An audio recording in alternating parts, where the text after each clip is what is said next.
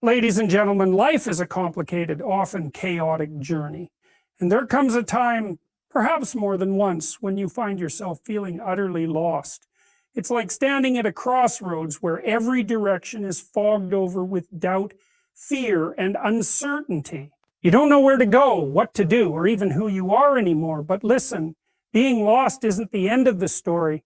It's the beginning of transformation. It's nature's way of shaking you awake, of telling you that something needs to change, because the feeling of being lost, that's not a dead end. It's a signal, a call to action, a demand for responsibility, and that responsibility is yours. No one is coming to save you. No map is going to magically unfold before your eyes. You have to carve the path yourself. You have to start by getting your house in order, physically, mentally, and emotionally. Take control of one thing, one small thing, and build from there. So let's talk about it. Let's break it down.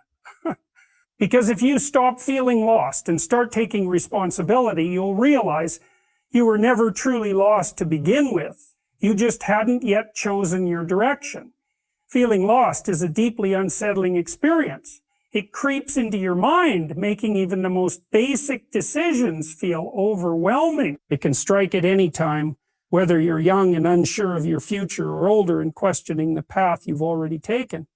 But what's important to understand is that this feeling, while uncomfortable, is not a sign of failure. It's a natural part of life. Everyone at some point finds themselves questioning their purpose, their direction, and their identity. The first step to overcoming this is to acknowledge it fully, without resistance or self-judgment. Too often, when people feel lost, they try to suppress it. They distract themselves with work, entertainment, or endless scrolling on their phones, hoping the confusion will go away on its own. But avoidance only deepens the problem. The more you run from the feeling, the more powerful it becomes. It festers in the background, influencing your thoughts and actions in ways you may not even recognize. If you ignore the signs, they don't disappear, they amplify. This is why it is crucial to stop, sit with your discomfort, and acknowledge its presence and acknowledge its feeling lost often comes from a disconnect between where you are and where you think you should be. Society sets expectations. By a certain age, you should have achieved specific milestones, built a particular kind of life, or at least have a clear sense of direction. When reality doesn't match these expectations, a sense of failure creeps in, but that feeling isn't necessarily the truth.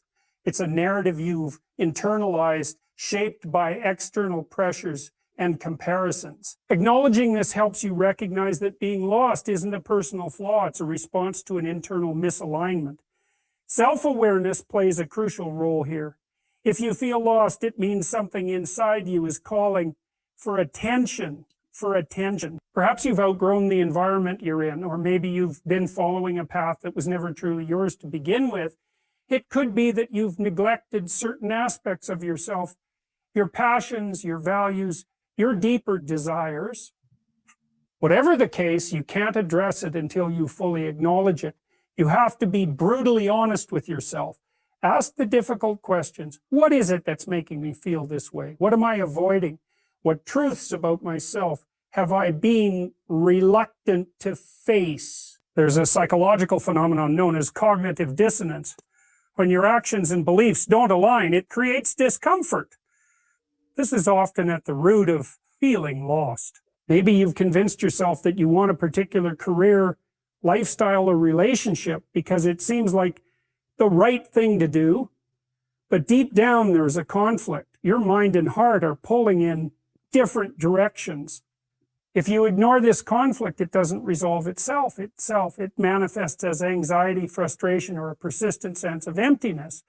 Acknowledging that you feel lost means recognizing that something isn't fitting, and that recognition is the first step toward clarity. Another reason people struggle with feeling lost is the fear of uncertainty. Humans crave stability and predictability. When the future feels unclear, the natural response is panic. The mind seeks answers, even if it means clinging to something that isn't right. This is why so many people stay in jobs they hate, relationships that drain them, or routines that no longer serve them. because even an unsatisfying certainty feels safer than the unknown. But the reality is, uncertainty is not the enemy. It's a blank canvas. Acknowledging that you feel lost doesn't mean you're doomed. It means you have the opportunity to redefine your path. The problem is that many people don't see it this way. They view feeling lost as a permanent state rather than temporary phase. They label themselves as failures, convince themselves that they're broken or incapable. But this mindset only deepens the struggle. Instead of being a moment of self-reflection and growth, it becomes a cycle of self-pity and paralysis. Breaking free from this starts with changing your perspective. Instead of seeing lost as an identity, see it as an experience, one that everyone goes through at some point. Some people fear that if they acknowledge feeling lost, it will make things worse. That if they sit with it, they'll spiral deeper into confusion. But the opposite is true. Clarity doesn't come from avoidance. It comes from confronting reality. When you name what you're feeling, when you bring it into the light, it loses its power over you. You stop running in circles and start examining what's really happening beneath the surface. You begin to notice patterns, recognize where the disconnect is, and slowly start piecing together a new understanding of yourself. There's an old saying, the first step to solving a problem is admitting you have one. The same applies here. Acknowledging that you feel lost isn't a weakness. It's an act of strength. It's the moment you stop pretending everything is fine and start facing your reality head on. And in that moment, something shifts. The feeling of being lost stops being an undefined, overwhelming fog and starts becoming something tangible, something you can work with, analyze, and ultimately move beyond. Taking responsibility is one of the most difficult yet liberating things a person can do. It requires a fundamental shift in mindset, moving away from blaming external circumstances and toward recognizing personal agency. When you feel lost, it's easy to point fingers at your upbringing, society, bad luck, or other people who may have influenced your path. While external factors do play a role in shaping your life, they do not have the final say. The moment you truly accept that your life is your responsibility, everything changes. You stop waiting for someone to save you, for circumstances to align perfectly, or for motivation to strike. Instead, you realize that action. Many people resist taking responsibility because it feels overwhelming. It's easier to believe that life is just happening to you rather than acknowledging that you have the power to shape it. But this mindset keeps you stuck. It turns you into a passive participant in your own life, reacting to whatever happens instead of creating your own direction. Responsibility is not about guilt or self-blame. It's about empowerment. It means recognizing that while you may not control everything that happens to you, you do control how you respond.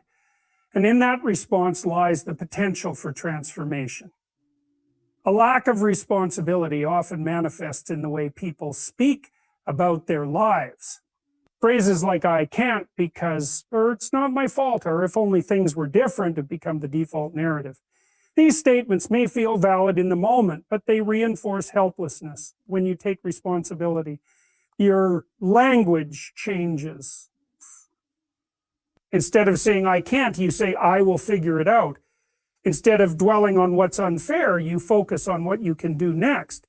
This shift in language reflects a deeper shift in mindset, one that moves from victimhood to ownership. Taking responsibility also means confronting uncomfortable truths about yourself. It means admitting that some of your struggles are the result of your own choices. This is not easy. It requires self-awareness and humility. But avoiding this truth only prolongs the feeling of being lost. Many people distract themselves with excuses, convincing themselves that external forces are the only reason they aren't where they want to be. But the harsh reality is that waiting for external change is a losing game. The only real change happens when you take ownership of your actions, decisions, and habits. One of the most powerful aspects of responsibility is that it gives you control over your life. When you accept that your choices have led you to where you are, you also realize that new choices can lead you somewhere different. This is why responsibility is freeing. It means that no matter how lost you feel, you are not powerless. You can make changes. You can take action.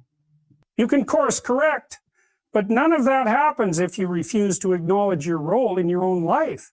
Excuses are one of the biggest barriers to taking responsibility. People tell themselves that they don't have enough time, resources, or talent. They convince themselves that they need to wait for the right moment. But waiting is a trap. There is never a perfect moment. There is only now. And now is always the time to take responsibility. Even small actions like organizing your space, setting a goal, or committing to learning something new are acts of responsibility. They signal to yourself that you are in control, that you are capable of making change. Fear is another major obstacle. Taking responsibility means stepping into the unknown, and that can be terrifying. It's easier to stay in familiar discomfort than to face the uncertainty of change. But comfort and growth cannot coexist. If you want to move forward, you have to be willing to embrace discomfort. This means making decisions without absolute certainty, taking action even when you feel unprepared, and trusting that you will learn as you go. The alternative is stagnation, remaining in the same place, repeating the same patterns, and wondering why nothing ever changes. People often associate responsibility with burden, but in reality it is the key to personal freedom. When you take responsibility, you are no longer at the mercy of external forces. You stop feeling lost because you start directing your own life. You set goals based on what matters to you rather than what others expect. You make decisions with intention rather than passively going with the flow. And most importantly, you develop resilience, the ability to adapt, learn, and keep moving forward no matter what challenges arise. Responsibility is not a one-time decision. It is a daily practice. It is reflected in how you spend your time, how you treat your body, how you handle setbacks, and how you interact with others. Every choice you make, no matter how small, either reinforces a mindset of ownership or one of avoidance. The more you choose responsibility, the stronger your sense of direction becomes. Instead of feeling lost, you begin to feel capable. Instead of waiting for life to happen to you, you start happening to life. Getting your house in order is not just about cleaning your physical space. It's about creating structure in your life, your mind, and your daily actions. When you feel lost, the world around you often mirrors that internal chaos. Your routines become inconsistent, your environment becomes cluttered, and your thoughts spiral into uncertainty. The best way to counteract this is to start small, by bringing order to the things you can control. This process builds momentum, giving you a sense of stability and direction when everything else feels uncertain. The physical environment you live in has a direct impact on your mental state, If your surroundings are messy, disorganized, or neglected, it reinforces feelings of confusion and lack of control. Cleaning your space, organizing your belongings, and making your environment more structured are simple yet powerful actions. They send a message to your brain that you are taking charge even in the smallest ways. Making your bed, decluttering your desk, or setting up a system for your daily tasks are not just chores. They are signals that you are beginning to reclaim control over your life. Beyond the physical space, getting your house in order also means addressing the habits that shape your day. When you feel lost, your routines often fall apart. You may sleep irregularly, eat poorly, or spend excessive time on distractions. This lack of structure can make the feeling of being lost even worse. The mind craves stability, and when there is none, anxiety and uncertainty grow stronger. Establishing simple, consistent habits, waking up at the same time, setting time aside for learning, engaging in regular physical activity, creates a foundation of discipline that helps you navigate uncertainty. One of the most effective ways to bring order into your life is to set clear priorities. When everything feels overwhelming, it's easy to drift aimlessly, reacting to whatever comes your way instead of making intentional choices. Taking the time to define what truly matters to you is crucial. This doesn't mean you need to have everything figured out at once. Start by identifying small, meaningful goals. Maybe it's improving your health, developing a skill, or strengthening a relationship. Focusing on even one priority at a time brings clarity and prevents you from feeling paralyzed by too many options. Your internal world also needs order. If your thoughts are constantly racing, filled with self-doubt and conflicting emotions, it becomes nearly impossible to make progress. Writing things down can be an incredibly powerful tool. Journaling your thoughts, making lists, or even just writing out your fears and concerns can help you organize your mind. When thoughts stay locked in your head, they often feel much bigger and more overwhelming than they actually are. Putting them on paper allows you to see them clearly, break them down, and address them one by one. Another essential aspect of getting your house in order is managing your time wisely. Time is the most valuable resource you have, yet when you feel lost, it's often wasted on distractions, procrastination, or activities that do not serve you. Taking responsibility for how you spend your time is a major step toward regaining control. This doesn't mean you need to be productive every second of the day, but it does mean becoming more intentional. Even small actions like setting a schedule, limiting time spent on social media, or dedicating time to meaningful pursuits can create a sense of progress.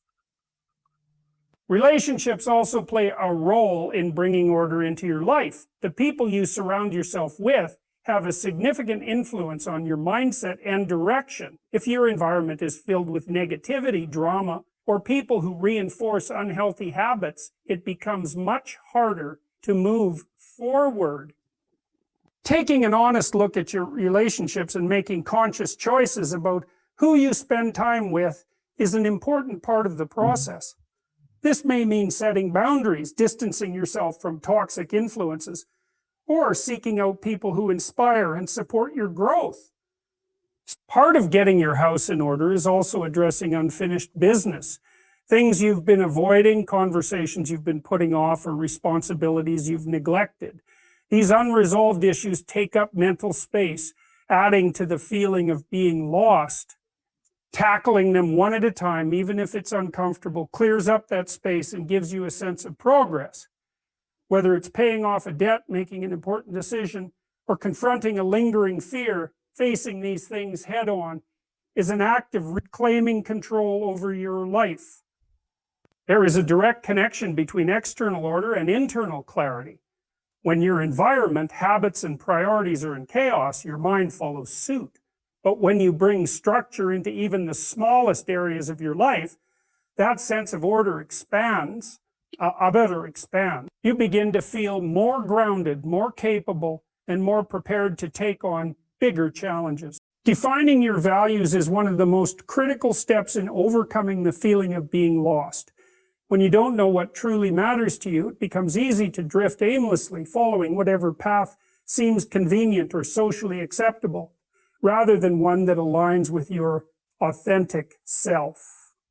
Many people go through life making decisions based on external pressures, what their family expects, what society rewards, or what seems popular at the moment. But this approach often leads to dissatisfaction, confusion, and a deep sense of misalignment. The only way to move forward with clarity and purpose is to take the time to identify your core values and use them as a guide for your decisions and actions. Values are the fundamental principles that shape how you view the world, how you behave, and what you prioritize. They influence the way you make choices, the kind of people you surround yourself with, and the goals you pursue. When you lack a clear sense of your values, life can feel chaotic and unpredictable because there is no internal compass guiding you. Without that compass, you are more likely to make choices that lead to regret, frustration, or a constant need for external validation. By defining your values, you create a framework for decision-making that simplifies your life and helps you focus on what truly matters. One of the reasons people struggle to define their values is that they assume values are something they should inherit from others. They look at their culture, their upbringing, or the beliefs of those around them and assume they must adopt the same principles. While external influences can shape your perspective, your values must ultimately come from within. You have to ask yourself difficult questions about what you truly care about, what kind of person you want to become, and what principles you are willing to stand by, even when it is difficult. A helpful exercise in defining your values is to reflect on moments in your life when you felt the most fulfilled and the most frustrated. The times when you felt truly alive and connected to something meaningful often reveal what is important to you. Likewise, the moments of deep frustration or anger can highlight situations where your values were being compromised. If you felt fulfilled while helping someone in need, it may indicate that compassion and service are core values for you. If you felt frustrated working in an environment that lacked honesty and transparency, it suggests that integrity is something you deeply value. Another approach is to look at the people you admire. Think about the individuals you respect the most and the qualities that make them inspiring. Whether it's their discipline, kindness, courage, or intellectual curiosity, these traits can provide insight into the values you resonate with. If you admire someone for their relentless pursuit of truth, then honesty and curiosity might be values you hold dear. If you respect someone for their ability to stay resilient in the face of adversity, then perseverance and inner strength might be central to your own value system. Once you have a clearer sense of your values, the next step is to ensure that your daily actions align with them. Many people experience internal conflict because their behavior contradicts their values. For example, if someone values health but consistently engages in unhealthy habits, they will feel disconnected from themselves. If someone values creativity but never makes time for creative pursuits, they will feel unfulfilled. This misalignment creates an underlying sense of unease and contributes to the feeling of being lost. The more you bring your actions into alignment with your values, the more clarity and confidence you gain. Living in alignment with your values also means being willing to make difficult choices. There will be times when sticking to your values requires you to say no to certain opportunities, walk away from relationships that don't support your growth, or take risks that others may not understand. This is why defining your values is not just an intellectual exercise. It requires courage. It means being honest about what truly matters to you, even if it goes against the expectations of others. It means being willing to stand alone in your convictions when necessary. Another key aspect of defining your values is recognizing that they may evolve over time. As you gain more life experience, your perspective can shift and certain values may become more important while others fade. This is natural.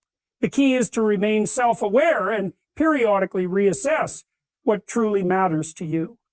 Checking in with yourself and reflecting on whether your current lifestyle and decisions align with your values helps prevent the feeling of being lost from creeping back in.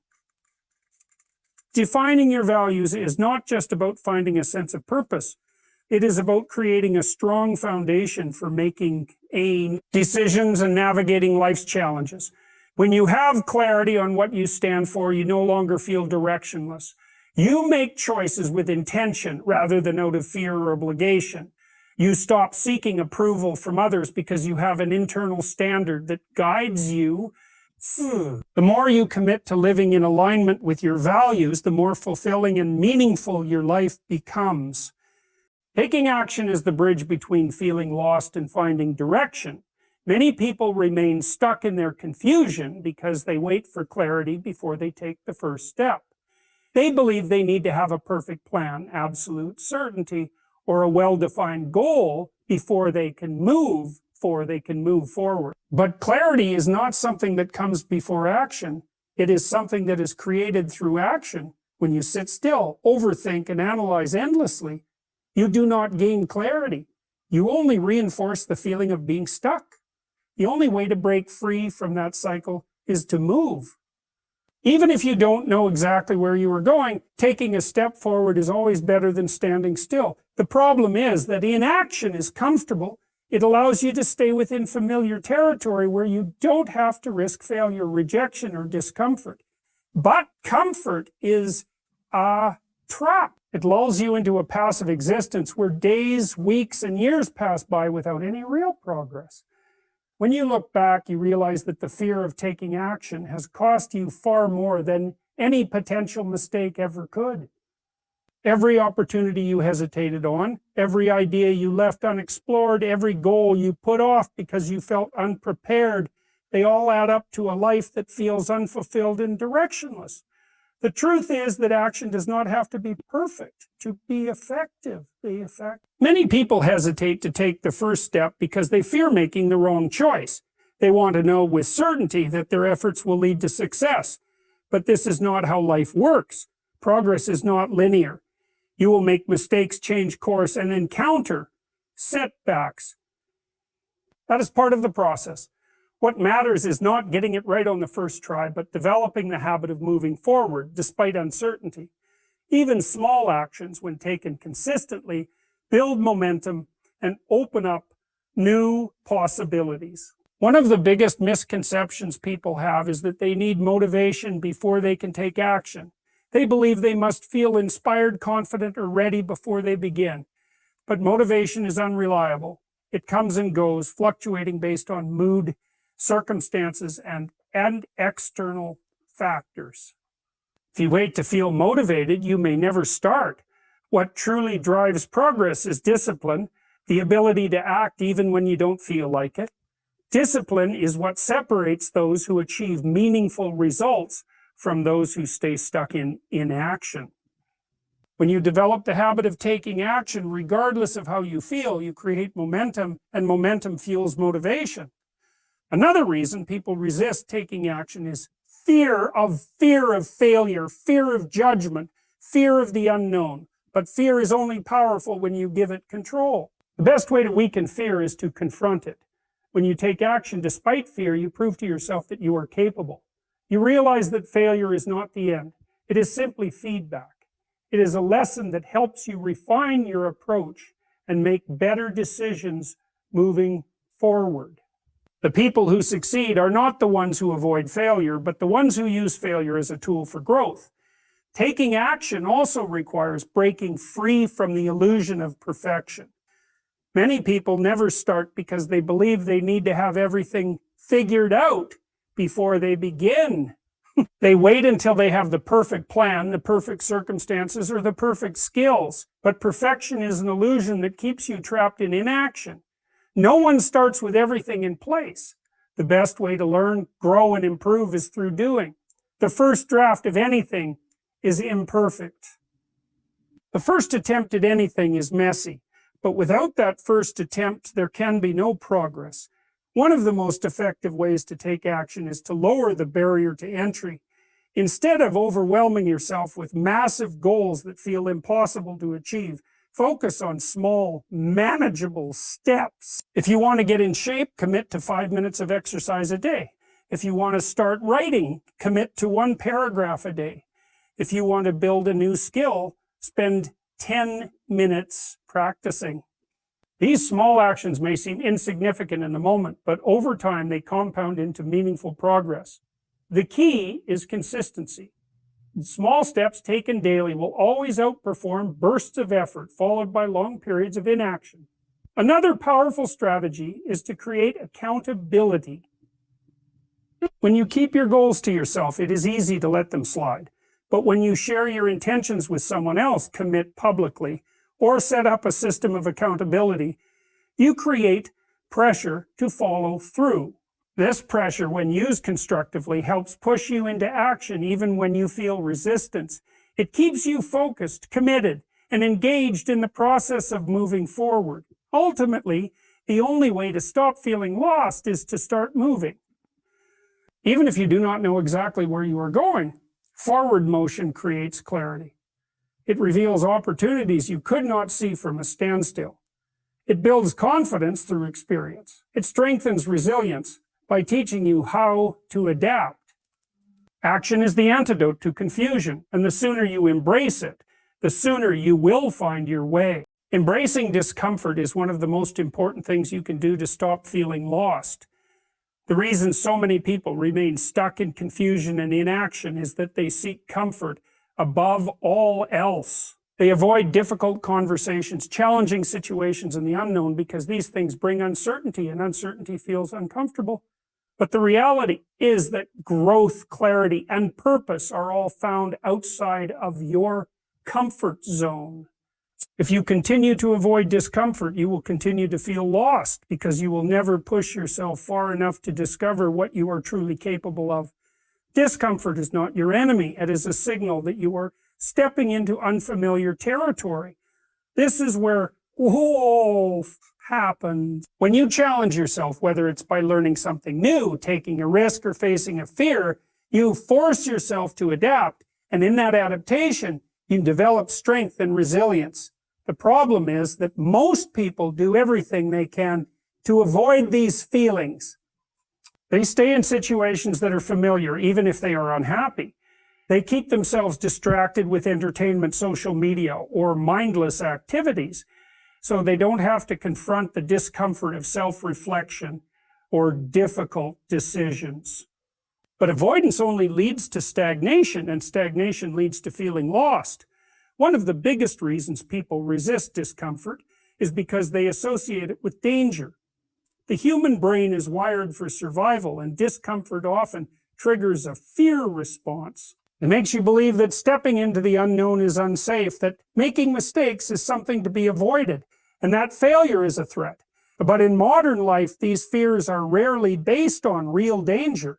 They are illusions created by the mind to keep you in a state of perceived safety.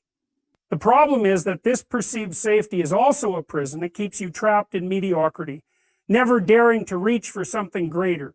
The only way to break free is to reframe discomfort not as something to avoid, but as something to seek. One of the most effective ways to embrace discomfort is to start doing things that challenge you on a daily basis. This doesn't mean you need to take extreme risks or throw yourself into overwhelming situations. It simply means developing the habit of choosing the harder path when given the option.